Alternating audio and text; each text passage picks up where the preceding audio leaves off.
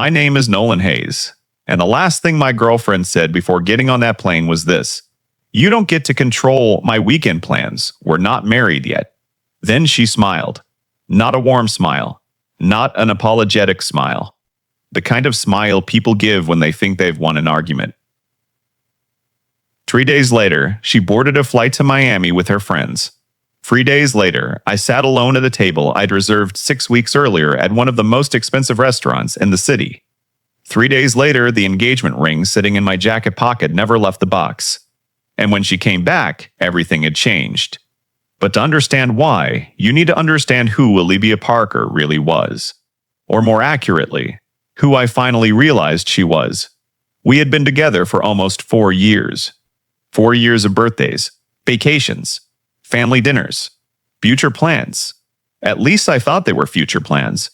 Olivia loved talking about marriage, loved talking about rings, loved sending me photos of luxury jewelry she found online, especially one ring, a Van Cleef ring, white gold, diamond center stone, ridiculously expensive. Every time she showed it to me, she'd laugh and say, "One day." I believed her, so I worked hard, extra projects, weekend consulting, late nights, everything I could do to save enough money without touching my investments. Because I wanted the proposal to be perfect. I wanted it to be memorable. I wanted her to have the ring she dreamed about. 6 months earlier, I started planning. 3 months earlier, I bought the ring. 2 months earlier, I reserved the restaurant. Private table, rooftop view, live piano, everything. The proposal date was supposed to be the weekend before her birthday. Then came the conversation. I was sitting in our apartment when Olivia walked into the living room carrying a suitcase. I frowned. "What's that? My Miami bag? Miami?" She looked confused. "The girls' trip." The words hit me strangely. What girls' trip? The one I told you about. She hadn't. Not once. Not ever. I stood. "That weekend?" "Yes, you're leaving that weekend?" She rolled her eyes. Immediately, as if I were already being unreasonable. "Nolan, don't start." My stomach tightened. "I'm not starting anything. We had plans." "No, you had plans." The distinction felt deliberate, sharp, calculated. What does that mean? "It means I want one weekend with my friends without needing permission." Permission. The word irritated me instantly. I had never controlled her, never checked her phone, never tracked her location, never told her who she could spend time with. But suddenly I was being portrayed as some possessive boyfriend. I'm not asking for permission.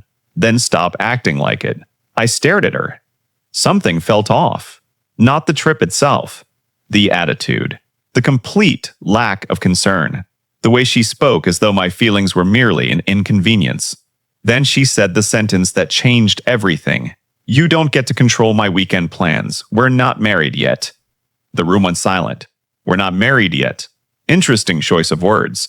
Not "I'm sorry." Not "I'm sorry." Not "can we reschedule." Not "I didn't realize this mattered." Just a reminder that I had no claim on her. No priority. No consideration. Nothing. I nodded slowly. "You're right." She looked surprised. That wasn't the response she expected. Then she grabbed her suitcase and left. I sat there alone. The ring was hidden in my desk drawer.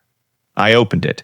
The diamond caught the light, and for the first time since buying it, I wasn't sure. A strange thing happens when disappointment becomes large enough. It becomes clarity. Over the next few days, memories started resurfacing. Small things, comments I'd ignored, moments I'd excused, patterns I never wanted to see, the expensive gifts she'd never reciprocated, the vacations I funded, the birthdays I planned, the sacrifices I made, the effort, always mine, rarely hers. The relationship suddenly looked different, not equal, not balanced, not mutual, just familiar, like I had been carrying two people for years and calling it love. The weekend arrived, the reservation remained, the ring remained. Olivia posted photos nonstop. Beach clubs, luxury hotels, cocktails, boat parties, smiling beside strangers. Not one call. Not one text asking how I was. Not one text asking how I was. Not one message. By Saturday night, I stopped checking. By Sunday morning, something inside me was already gone. Then Monday happened, and fate has a sense of humor. That morning, I received a call from a private equity firm. 6 months earlier, I had invested in a small logistics startup founded by a former colleague. Nobody expected much, least of all me. Now a larger company wanted to acquire them. My shares were suddenly worth just over $2.8 million.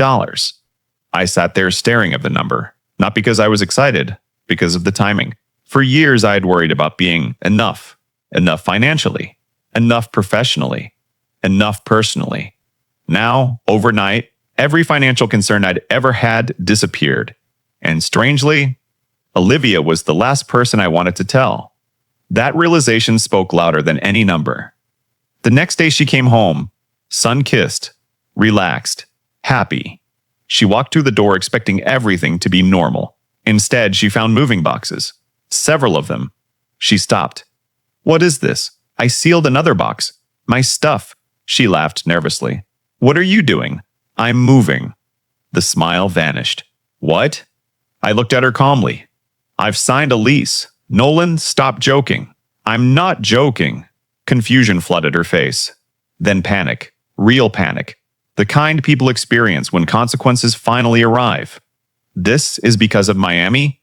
"No." "Then what?" I thought about that. Because it wasn't about Miami. Not really.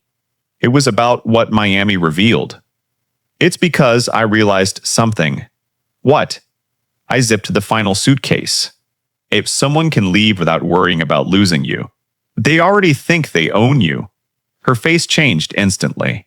"That's not fair." "Maybe, Nolan, but it's true." For the first time in years, she had no immediate response. No defense. No clever argument. Just silence. Then came the tears. Then the apologies. Then the promises. Then the sudden interest in fixing everything. Funny how urgency appears after comfort disappears. She asked if there was someone else. There wasn't. She asked if I'd been planning this. I hadn't. She asked if I still loved her. That question hurt, because I honestly didn't know.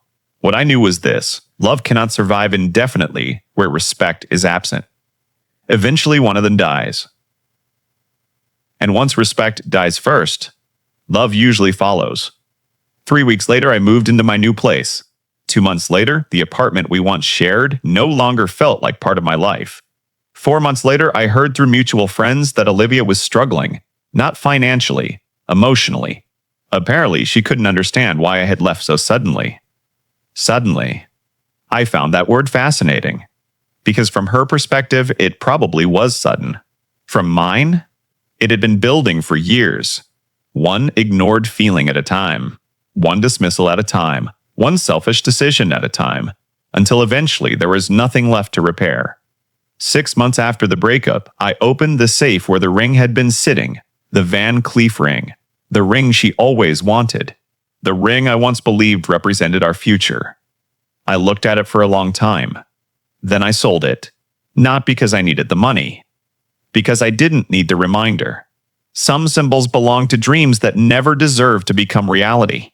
A year later, I met someone else. Someone different. Someone who never asked what I could buy, never measured affection in gifts, never treated commitment like a negotiation. The first time we made plans together, she moved a weekend trip with friends without being asked. Not because I demanded it, because she cared. And that was when I finally understood the lesson Olivia accidentally taught me. The right person doesn't prioritize you because they're forced to. They prioritize you because they want to. Love isn't revealed during convenient moments. It's revealed when two desires compete and someone willingly chooses you. Olivia chose a trip. I chose to pay attention. And in the end, that decision changed both of our lives. The funny thing is, she was technically right that day. We weren't married yet. What she never realized was that her choice ensured we never would be.